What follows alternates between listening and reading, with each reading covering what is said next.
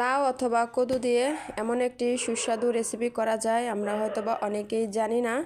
তাই আজকে আমি আপনাদের মাঝে নিয়ে এসেছি লাউ দিয়ে খুব সুন্দর একটা রেসিপি, লাউ ভুনা। আমি খুব সহজভাবে রেসিপিটি আপনাদের সামনে উপস্থাপন করব। আসুন তাহলে রেসিপিটি শুরু করা যাক। হ্যালো এভরিওয়ান, আসসালামু আলাইকুম। কেমন আছেন আপনারা? আশা করছি আল্লাহর রহমতে সবাই ভালো আছেন। আলহামদুলিল্লাহ আমি অনেক ভালো আছি। দেখতেই পেয়েছেন লাউ আমি কেটে ছুলে নিয়েছি। এভাবে করে নিয়ে এখানে একটা কুচানি নিয়েছি। আমি কিন্তু বটি দিয়ে কুচাবো না, আর আমি এখানে কুচানি দিয়ে কুচাবো। আর লাউয়ের উপরের যে বুকের অংশ, নরম অংশটা আছে সেটা আমি ফেলে দিয়েছি। আর দেখতে পেয়েছেন কেমনভাবে নিয়েছি। এভাবে আমি করে ছোট ছোট কুচানির সাইড দিয়ে কুচিয়ে নিয়েছি। আর রাইস কুকারে আমি গরম পানি দিয়ে কিন্তু আমি লাউটাকে 5 মিনিটের মতো সিদ্ধ করে নিয়েছি। তবে গরম পানি ফুটে যাওয়ার পরে সুইচটা বন্ধ করে ওই গরম পানির মধ্যে এমনি রেখে দিয়েছিলাম। তারপরে আমি নামিয়ে নিয়ে এভাবে হাতের সাহায্যে করে নিয়েছি। পানিটা আমি চিপে নিয়েছি, পানিটা যেন না থাকে লাউয়ের গায়ে। আর আমি রাইস কুকারে যখন দিয়েছি ভিডিওটা আমি করতে পারিনি, তাই আপনাদেরকে একটু বলে দিলাম এভাবেই করবেন। আর এভাবে হাতের মুঠোর মধ্যে নিয়ে পানিটা চিপে নেওয়ার পরে সবগুলো আমি চিপে নিয়েছি। আর এভাবে সবগুলো আবার ছাড়িয়ে নেব। আমাদের গোপালগঞ্জে কিন্তু এই রেসিপিটি খুবই জনপ্রিয়। সবাই কিন্তু দুধ লাউ রান্না করে খায়, আবার লাউ ভুনাটাও করে খায়। আমি অবশ্য আমার মার কাছেও দেখেছি, মাকেও খেতে দেখেছি, আর আমার শাশুড়িকেও দেখেছি। আমাদের ওখানে কিন্তু সবারই কিন্তু খুবই প্রিয় এই খাবারটা। আর চুলার উপরে আমি একটা প্যান বসিয়ে দিয়েছি। এর মধ্যে এখন আমি দিয়ে দিব 2 লিটার দুধ। আর এই দুধটা জ্বালিয়ে অবশ্যই একদম কমিয়ে নিতে হবে, একদম ঘন করে নিতে হবে, যেটাকে আমরা সহজ ভাষায় খিরসা বলে থাকি। দুধটাকে এমনভাবে টানিয়ে নিতে হবে, একদম ঘন করে নিতে হবে। এখানে আমি সম্পূর্ণ দুধটা দিয়ে দিয়েছি। আর দুধটাকে এভাবেই একদম লো আঁচে রেখে দুধটাকে আমি টানিয়ে কমিয়ে নিব। আর ফিরে আসছি একদম দুধটা টেনে যাওয়ার পরে। আমাদের গ্রামে দেখা যায় কি, মাটির চুলার উপর রান্নার শেষে যে আগুনটা থাকে তার উপরে দুধের পাতিলটা রেখে দিলেই দুধগুলো একদম টেনে খিরসাটা হয়ে যায়। এখানে আমি গ্যাসের চুলায় অন করে দুধটাকে রেখে দিয়ে আমি দুধটাকে টানিয়ে নিয়েছি। দেখুন আমার দুধটা কতটা টেনেছে। আর এর থেকেও বেশি করে আমি টানিয়ে নেব, এর থেকেও ঘন করে নেব।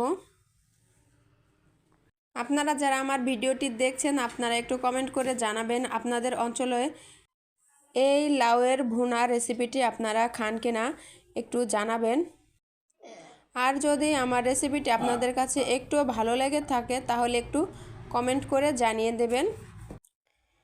এটা কিন্তু আমার কাছে খুবই ভালো লাগে খেতে। দেখুন দুধটাকে আমি টানিয়ে কতটুকু করে নিয়েছি, একদম ঘন করে নিয়েছি। দেখেই কিন্তু বোঝা যাচ্ছে যে আমি কতটা ঘন করে নিয়েছি।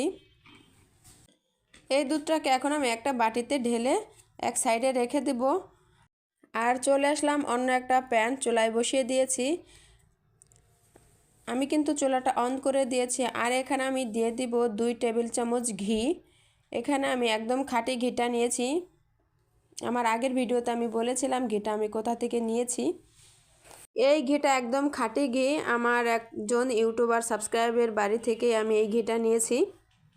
আর এই ঘির মধ্যে দিয়ে দিলাম 2টা তেজপাতা 2টাকে আমি মাঝখান থেকে চিড়ে দিয়েছি। আর দিয়েছি গরম মশলার গুঁড়া। আপনাদের কাছে যদি গরম মশলা গোটা থাকে গোটাটা দিয়ে দিবেন।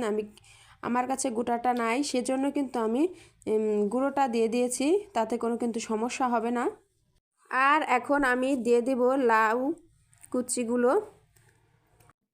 এই ঘিয়ের মধ্যে কিন্তু এখন আমি লাউগুলোকে ভালোভাবে ভেজে নেব। আর লাউয়ের গা থেকে যে পানিটা আছে সেটাকে আমি টানিয়ে নেব। এখন আমি লাউগুলোকে ভাজতে থাকি আর আপনাদের কিছু কথা বলবো। প্লিজ আমার কথাগুলো আপনারা একটু মনোযোগ দিয়ে শুনবেন। আপনাদের কাছে আমার অনুরোধ, আপনারা সম্পূর্ণ ভিডিও না দেখে কমেন্ট করবেন না, কারণ আপনারা যদি সম্পূর্ণ ভিডিও না দেখে কমেন্ট করেন তাহলে কিন্তু আমার চ্যানেলের কোনো ক্ষতি হবে না, বরং আপনাদের চ্যানেলেরই ক্ষতি হবে। আমরা অনেকেই আছি ভিডিও দেখতে এসে কিন্তু প্রথমে একটা লাইক করে দিয়ে একটু কমেন্ট করে দিয়ে অনেকেই চলে যায়, আবার হচ্ছে অনেকে দেখে নেই ভিডিওটা। তবে কি যারা ভিডিওটা সম্পূর্ণ না দেখে শুরুতে এসে একটা কমেন্ট করে দেন তাদের কিন্তু সমস্যা হয়, কমেন্ট বক্স কিন্তু পরে বন্ধ হয়ে যায়। তারপরে দেখা যায় কি আমরা কমিউনিটিতে কমেন্ট করি, তারপরে গিয়ে আবার ভিডিওতে কমেন্ট করতে পারি। অনেক সময় করা যায় না, অনেকেই কমিউনিটিতে কমেন্ট করে। এইগুলো করলে কিন্তু আমাদের চ্যানেলেরই ক্ষতি হবে। এখন আমি লাউয়ের মধ্য থেকে তেজপাতাগুলোকে উঠিয়ে নেব। এখন তেজপাতাগুলো গুঁতোগুতি খাওয়া ছাড়া কোনো কিছুই হবে না, সেজন্যই তেজপাতাকে আমি উঠিয়ে নিলাম। আর লাউ থেকে কিন্তু পানিটা টেনে গিয়েছে, তার মধ্যে দিয়ে দিলাম 1 কাপের থেকে একটু পরিমাণে কম চিনি, আর দিয়ে দিলাম একটু লবণ। লবণটা কিন্তু আমি হাতে দেখিয়ে দিয়েছি কতটুকু পরিমাণে লবণ দিতে হবে। আপনারা যদি মিষ্টিটা বেশি খান তাহলে দিতে পারেন মিষ্টি, তবে আর না দেওয়াই ভালো, কারণ আমি যে দুধটা জ্বালিয়ে একদম খিরসা করে রেখেছি ওই দুধটা কিন্তু একদম মিষ্টি হয়ে গিয়েছে। এখানে আর কোনো মিষ্টি লাগবে না। আর চিনিটা দেওয়ার পরে কিন্তু দেখুন পানিটা ছেড়ে দিয়েছে চিনির গা থেকে। আর এ পর্যায়ে কিন্তু আমি চুলার আঁচটা একদম মিডিয়ামে থেকে একটু বেশি দিয়ে দিয়েছি, কারণ আমি যদি লো আঁচে রাখি তাহলে লাউগুলো একদম সিদ্ধ হয়ে ভর্তা হয়ে যাবে। সে কারণে লাউটাকে আমি আস্ত রাখার জন্য চুলার আঁচটা বাড়িয়ে দিয়েছি, যেন তাড়াতাড়ি চিনির পানিটা টেনে যায়। চিনির পানিটা আমি অনেকটাই টানিয়ে নিয়েছি। এ পর্যায়ে কিন্তু চিনির পানিটা টেনে গিয়েছে। তার মধ্যে এখন আমি দিয়ে দেব সেই দুধের খিরসাটা। দেখুন কতটা ঘন হয়েছে। আমাদের মা, আমার শাশুড়ি এরা কিন্তু আরও ঘন করে তারপরে দেয়, তবে আমি আর ঘন করতে পারলাম না, সেজন্য কিন্তু আমি এ পর্যায়ে কিন্তু দিয়ে দেওয়ার পরে আমি জালটা মিডিয়ামে দিয়ে দিয়েছি, কারণ দেখা যাবে কি নিচ দিয়ে ধরে যাবে কিংবা পুড়ে যাবে, সেজন্য। আর নাড়াচাড়া করতে হবে। নাড়াচাড়া করার মাধ্যমে লাউ থেকে দুধটাকে আমি টানিয়ে একদম শুকনা করে নেব। আর হ্যাঁ, আমি আগে যে বলেছি যারা কমিউনিটিতে কমেন্ট করেন, প্লিজ আপনাদের কাছে অনুরোধ আপনারা সম্পূর্ণ ভিডিওটা দেখে তারপরে কমেন্ট করবেন। আর যদি ভিডিওটা বেশি বড় হয়ে যায় 10-15 মিনিটের ওপরে, তাহলে কিন্তু আপনারা মাঝামাঝির পরে যে অর্ধেকের বেশি যে তারপরে কমেন্ট করবেন, তাহলে দেখবেন আপনাদের এই সমস্যাটা সমাধান হয়ে যাবে।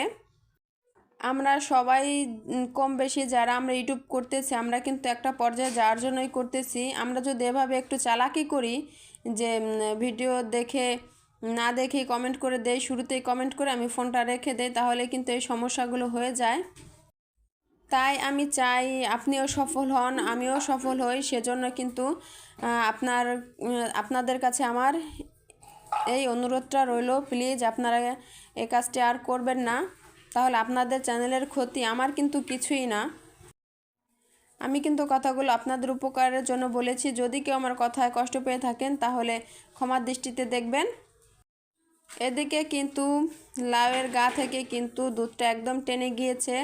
দেখুন পাশ দিয়ে কিন্তু তেলটা ছেড়ে দিয়েছে। আর এ পর্যায়ে আমি চুলাটা অফ করে এভাবে ছড়িয়ে একটু রেখে দেব লাউটাকে। আর ঠান্ডা হয়ে যাওয়ার পরে আমি লাউটাকে আমি একটা বাটিতে করে উঠিয়ে পরিবেশন করে নেব। দেখুন আমি উঠিয়ে নিয়েছি। লাউটা দেখতে কতটা সুন্দর হয়েছে, আর খেতেও কিন্তু একদম ইয়াম্মি। এতক্ষণ আমার ভিডিওটি দেখার জন্য আপনাদেরকে অনেক অনেক ধন্যবাদ। আবার আপনাদের সাথে আমার দেখা হবে অন্য কোনো ভিডিওতে। সুস্থ থাকবেন, ভালো থাকবেন। আল্লাহ হাফেজ। আসসালামু আলাইকুম।